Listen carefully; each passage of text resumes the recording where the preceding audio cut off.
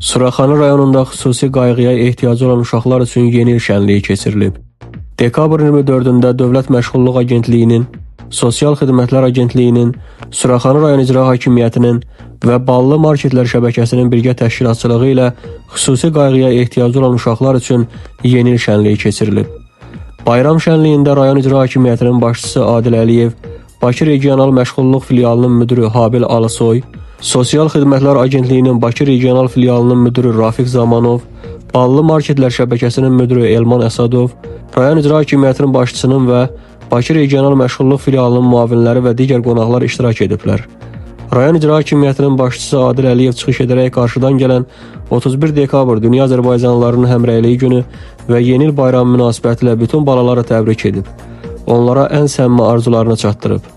24 dekabr tarixinin həmçinin şanlı qələbəmizin memarı Ali Başkomandan Cənab İlham Əliyevin doğum gününə təsadüf etdiyini vurğulayan rayon İcra Hakimiyyətinin başçısı dövlət başçımıza uzun ömür və möhkəm can sağlığı, ölkəmizin bundan sonra da tərəqqisi, təhlükəsizliyi və vüsətli inkişafı naminə həyata keçirdiyi ali dövləti fəaliyyətində yeni uğurlar və nailiyyətlər arzulayıb.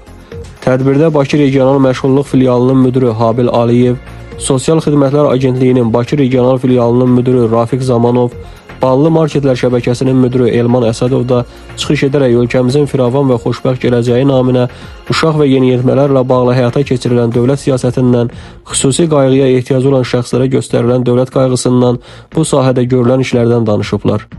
Bayram şənliyində animatorların, Şaxta Baba və digər personajların əyləncəli proqramları, təşkil olunmuş oyunlar və yarışmalar, eləcə də hazırlanmış hədiyyələr uşaqlara əsl bayram əhval-ruhiyyəsi yaşadıb.